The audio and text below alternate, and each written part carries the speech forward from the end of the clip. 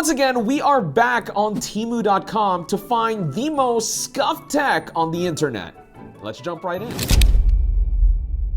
Whoa, almost immediately, look at these swords. 1/1 scale cyberpunk LED katana anime sword model. Ah, the orange. The orange is a vibe. It'll make a good set piece. Oh, wow. R3, 46 grams. Dang, that's like nothing. Might feel a little weird, but color me intrigued. Oh, here we go. So this is from a company called Ajaz, who we've taken a look at in our Temu videos before. The quality is honestly decent, but this one kind of looks like a mix of some Elgato stuff and some other control interfaces that you can buy on the market. I mean, it has a bunch of programmable buttons, some knobs, which are really good. I love knobs. Oh, boy. The X6 wireless portable speaker. Now, this looks like a knockoff of a very, very expensive high-end speaker. There's only one way to find out if it's good. Ah, mini portable projector 4K with Wi-Fi. Native 1080p. Wow, that is creepy as f. Okay, we're gonna keep scrolling. Ooh, boy, mini chainsaw. Don't know if this is gonna be safe. Someone's definitely going to get hurt. It is a nice item. I haven't tried it yet. Yep, definitely not buying a chainsaw for the office, but thought about it for a second. We gotta be responsible here on Denki channel. Oh, here we go. Now we're talking. Foldable e-bikes for adults. 400-watt motor, 20-mile-an-hour max, 14-inch wheels, and even has turn signals. Whoa! This is exactly the bike that I was talking about in terms of alternatives to the Moto Compacto that I featured in a video not too long ago. 290 bucks as well. That is a fraction of the cost of the Honda. Yeah. Add to cart. We can take that home when we're done with the video. Just don't tell Austin. It's like the toothpick in Washington, D.C. That's the Washington Memorial? Monument. Okay. I was half right. So this is a camera gimbal for your smartphone from a company called Aochuan. 3-axis, handheld, gimbal, stabilizer, foldable, smartphone, cell phone, video record, vlog, PTZ, stable. Whoa! We're so fucking back, boys. We got another corn stripper, this time full 360. Now I have to go back to Chili's and explain to them once again why I only walked in to buy one cob of corn. That's the real content, isn't it? That is a huge flashlight. That is fucking enormous. What is in this thing? Bro? That can't be, whoa! That can't be real. That cannot be real. The Bezos Max, well, this is Temu. I don't know what Bezos is doing in here. The world's smallest cell phone, dual SIM card, real phone for kids. I'm kind of curious. It would be funny if I bought this and used it in the office and still have a job at the end of this video. All right, got a bunch of items in my cart, and we'll be back in just a moment once all of the stuff shows up. Hey, yo, we're so back. We have another corn stripper from Temu. Not gonna lie, I'm kind of digging the box art here. It almost looks like, do you know that History of Japan video? This looks like it would have appeared right in the middle. One step corn kernler. Okay, it is exactly what it says on the tin. The idea here is you get your corn on the cob and you take your pool floaty and shave that cob of corn all the way down, and it will catch inside of this housing. It's also really cool that unlike our corn shaver from last time, this one actually catches all of the kernels as you strip them, meaning you won't have to make a mess. I only have one shot at this. I only bought one corn on the cob from Chili's, so. Oh, shit. That is stripped, yo! Actually, there's a little bit of body left in that, isn't there? Yeah, it's a little wasteful, depending on the diameter of your cob. Bro! Oh, well, I don't know if it was necessarily cleaner than the corn shaper we tried last time, but this is definitely more efficient and quicker. Oh, God. No! This is how we get ants! All right. I'll call that done. We can move on, Riley. Next up, we have this relatively small box. Either my desk is very hollow, or this is heavy. Oh, okay. So this is a wireless Bluetooth speaker, but not just any one. This actually resembles a luxury product that I remember seeing on Unbox Therapy a couple of years ago. Though I must say, while that speaker might have looked and probably sounded very cool, this one is rather tiny by comparison. Though might I add that this speaker also cost us only around 25 or 26 bucks, whereas the original, the big guy, cost about 3,000. So if this is any bit decent, I'd call that a success. Ew, we got micro USB, gross! Antiquated technology aside, here is our Bluetooth speaker, which apparently came in red. I thought I'd be getting a black one. Wait, what? So the plus and minus buttons are for skipping tracks or going back? What? I thought those would be for volume. That's stupid. That's the least intuitive thing I've ever seen. If you're wondering why I'm looking all skeptical like, the sound is only coming out of one side. And I was wondering if the speaker was broken, but looking at it through the light, there is genuinely only one speaker out the side. The other one is just a blank. That's so dumb. But overall, the sound quality leaves more to be desired. It honestly comes out pretty muddy in some parts, and especially when you start turning up the volume, it can get pretty distorted rather quick, especially with the mids and highs. But yeah, for 25 bucks, I think you could do better, which is a shame, but at the very least, it does look cool. Ah, this one's pretty light. Let's see what's inside of here. Survey says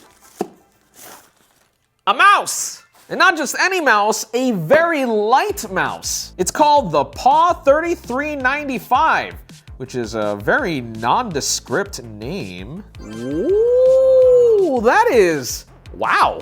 Holy crap. Yep, this is most definitely light. And as you can see, part of where they've saved the weight is this is just a skeleton for a shell. So first I'm gonna try out the lightest mouse that I have in the office right now, the glorious Model O Wireless. This guy is 69 grams.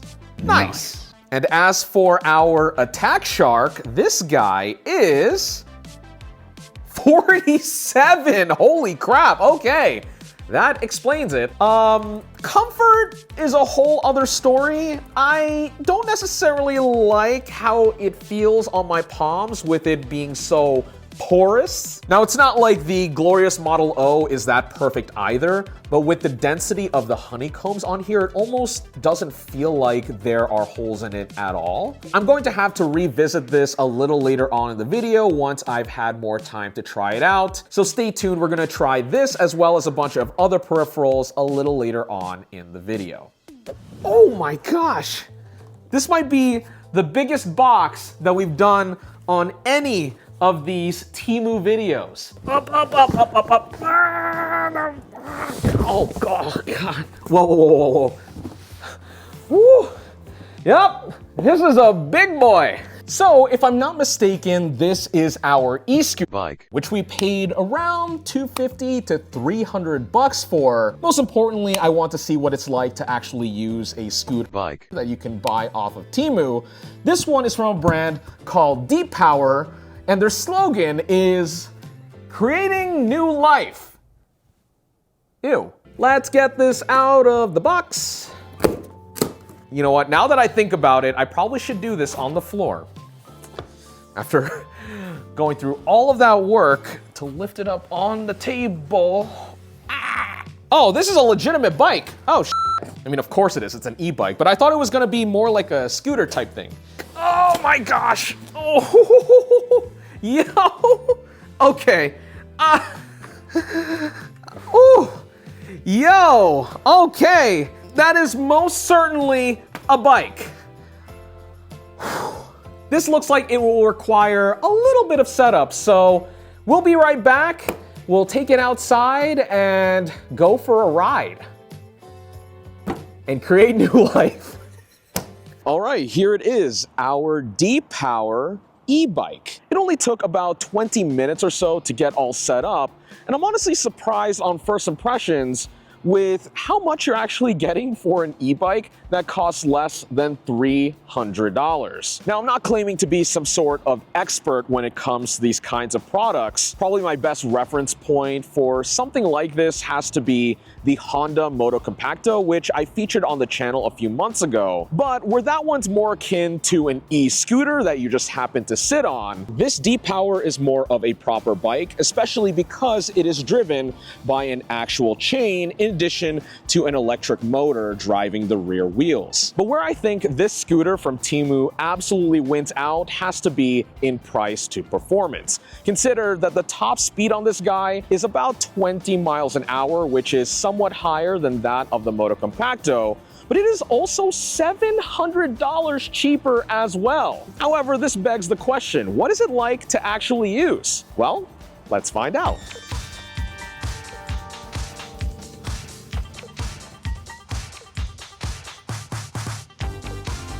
On first impressions, having a proper e-bike compared to a scooter with a seat on it like the Moto Compacto is a huge quality of life difference, especially when I go over bumps. This isn't in the form of shock absorbers on your wheels. It's actually a bit more simple than that. They actually put some sort of spring setup on your seat to absorb any bumps or imperfections on the surface that you are riding on, which makes it incredibly comfortable, especially compared to that Moto Compacto, which was particularly rough, especially when you ran into some uneven pavement. This is a huge difference and is honestly what makes me think that this is better and is way more practical. Well, I will say, going up this not so steep grade, the D-Power is struggling quite a bit. Ooh, might need to help it out with the pedals. Yeah, you definitely don't want to use this going up steep grades, but because it is an e-bike, you are able to still use your pedals and, you know, do it the old-fashioned way. And the electric motor will actually help you make it up those hills a little easier. This means you could rely more on your human power to get you up these hills, and even have that electric motor more assist you than anything else, so you don't have to exert as much energy.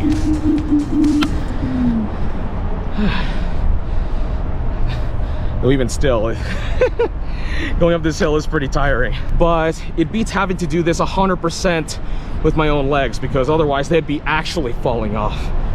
Whew. Let's go downhill. Whew. Now we're catching some speed. Some other fun features about this e-bike, the switch gear is surprisingly impressive. It has turn signals, it has headlights, it even has 3 stages for your horn, which just get progressively louder, which is pretty nice. And while it doesn't have the most digital looking screen, it will at least tell you how much battery you have left on your ride, though a proper speedometer would be nice. Going over this bump, yeah! Miles better than the Moto Compacto. At least this has a little bit of suspension. Overall, for less than 300 bucks, this D-Power ain't too bad at all. Hell yeah. Yup, this is our LED sword, which apparently does 5 volts. Just like with many swords and other weapons off of Temu, this one is definitely meant to be more of a cosplay prop, or if anything, just for display. But yo, this looks kinda slick in person. It's not sharp or anything like that, but There is definitely some clear acrylic-like plastic here, which I assume is how our light will shine through. Yo! Bro! Holy shit, this is sick! And this acrylic on the bottom does a good job of diffusing the LED diodes on the main body here. And it has USB-C charging as well, so in theory, if you wanted to display this, if you grab a low-profile plug, you'll just be able to have this running 24/7. Oh, bro! Dude! This is so sick. I don't know if it's just me being easily amused, but I like this a lot. This 80 centimeter cyberpunk LED katana anime sword model goes for $25.06. I mean, that's a deal. That's a deal. Yeah, like this. The camera's having a hard time focusing on me because there's no light. There's no need to be scared if you can't see.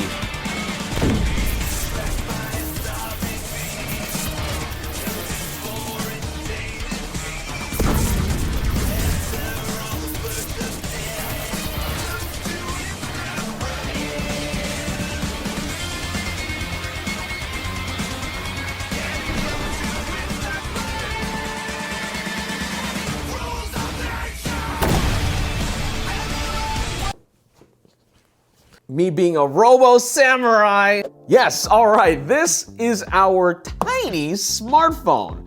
This one's called the Bezos Max S23 Pro Mini, though here on the bottom it says XS24 Pro, so I guess it's a little confused about what it actually is. On the front, as you can see, if this is at least representative of what we're getting in the box, this is a tiny smartphone. For scale, I have my iPhone 16 Pro Max here, and as you can see, even the box itself fits within the footprint of the iPhone, which is kind of wild. And boom! Holy shit. It's such a baby, look at that. Once again, here is the iPhone 16 Pro Max for scale. And yeah, this is hilarious. Wow. It don't feel too bad in the hands either, if I'm being real. Just one USB-C to A cable. Bro, we have a SIM eject tool and it is like literally half the size of the phone. Android 9, okay, not that great. Oh yeah, we can try out the cameras. Let's do that. That don't look great at all. Let me take a selfie here. Let me take one with the front-facing camera. And this is what video capture is on the rear-facing camera. I don't know what any of the stills or video actually looks like, though if I had to guess, it probably sucks a lot. But we do at least have Chrome, and I want to see what the video playback's like. Bro, my thumb takes up like half the keyboard, but look, I'm typing accurately. Okay, this might be somewhat decent. By the way, we also have the YouTube handle now at Denki. Shout out to our partner rep. Oh, not only can it barely play a YouTube video, but the YouTube video is in the corner for some reason. The lag is making it so hard to make any adjustments on playback. Yeah, this website is taking forever to load up all of the assets. And even if it did have some extra performance, you are absolutely going to run into some scaling issues with UI because, again, the screen is super tiny and Android in certain parts might not be able to deal with it. I wouldn't really get this for anything more than novelty, but with a $44 price tag, I think that's all anyone can really ask for. All right, next up, what do we have here? That was a terrible cut. Nope, still bad.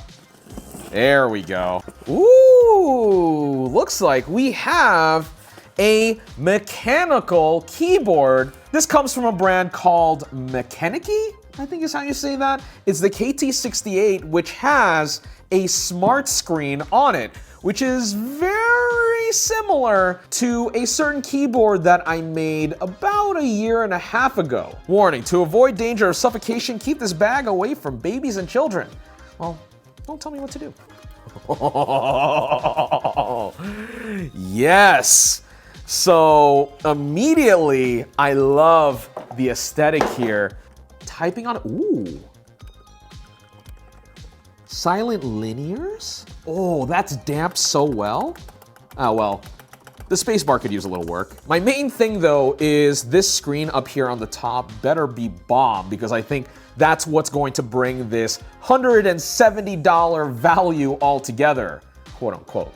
Oh, fancy, okay. So we have a nice starting animation, not only with the LEDs underneath our keycaps, but also with this LCD screen. Now, going back to what I was talking about earlier, it's very reminiscent of this, my cyberboard, which I built about a year and a half ago on the channel. But where this particular build cost me about $800 to $900 to do, this guy over here, again, only cost us $175. And I think as far as the aesthetics go, it gets you most of the way there, but of course, aesthetics are only one aspect of the story. Whether or not it actually holds up as a $175 keyboard, especially in the scheme of pre-built, is yet to be seen, especially when it comes to build quality, how it feels, etc. So let me get some more impressions in with this, as well as our other Temu peripherals, and we'll be right back. All right, so we have a mystery box. Inside we have, ooh, okay, this is our RGB Nixie style clock. I say style because this one's not using actual Nixie tubes, but rather LEDs to kind of simulate the look. But as a result, this is way cheaper than a real Nixie clock. And if for whatever reason you don't know what a Nixie clock is, well, this will kind of give you the idea. Yo, actually though, fit and finish, pretty good on first impressions. Wow. There's a USB-C port on the front as well for charging, though why is it on the front? Or am I just stupid? No, I'm stupid. This is the back of it. This is the view you're supposed to see. Whoa, okay, what a startup sequence. All right. The broad strokes for how a Nixie clock works is that for a traditional set, you have a bunch of tubes with coils in them, and they will fire up in a particular way to display a time. How this particular set circumvents that with LEDs is instead of the actual coils inside of the tubes, each tube has layers of etched acrylic with numbers on them. All that being said, I think this product manages to mimic the look of the original pretty well. Sure, it doesn't look as organic as the actual chemical and electrical reactions that are happening with real Nixie tubes, and the actual numbers themselves are kind of thin compared to real Nixie clocks. But considering that traditional options normally cost hundreds of dollars and that this one only costs us like 40 or 50 bucks, I think this product is a pretty fair trade-off, especially if you just want to have a unique looking clock on your desk. I also have this sweet spot for Nixie clocks because one of the first anime I ever watched was Steins Gate, and yeah, whenever I see these things, it absolutely reminds me of that story. It is so good. I'm gonna give it the Denki score of 7.5 out of 10. Am I really gonna start scoring things now?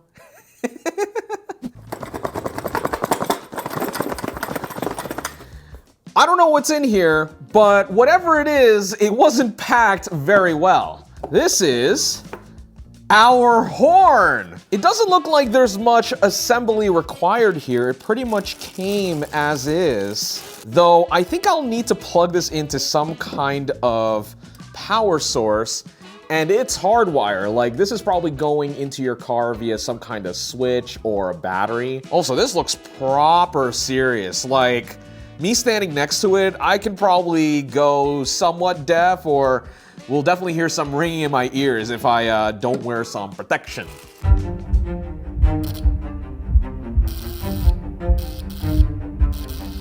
Oh, totally fine. It sounds pretty wimpy, but I think that's because we're using a 9-volt battery. I believe you can actually use this with a 12-volt power source. which will probably add way more juice to the sound here. Okay, so a few days and one Amazon.com order later, I have a little adapter that should help me power this horn with a little more juice than our 9-volt battery. Okay, so first, so that did nothing. We got a bigger battery, and let's go for it. Hello? I think I am going to actually just plug this straight into my car battery and see if that works. All right, there's nothing for it. What better way to test our horn than with an actual car? So while the battery is in the back of my vehicle, I do have connections up here in the front if I need to jump, but also I guess it will work just the same to test stuff out. And I don't think anything will go wrong by testing the horn. It's a pretty simple connection. So I'm gonna put on these headphones here, mainly just for hearing protection. And here goes nothing, I guess. Nada. Nothing. Okay, well, it was worth another shot. Maybe I'm doing something wrong in the process still, I don't know, but maybe don't buy a horn off Temu. That's all. Now lastly, to close things out, as we always do in these Temu videos, let's talk about our peripherals. So again, we have this Denki KT68 keyboard with the transparent keycaps. We also have this Attack Shark mouse, which is incredibly light. Plus, I didn't unbox this, but I also bought a Stream dock from Ajaz, which may or may not look a bit like a Stream Deck, but only cost around $50. First, let's start with the keyboard with a typing test.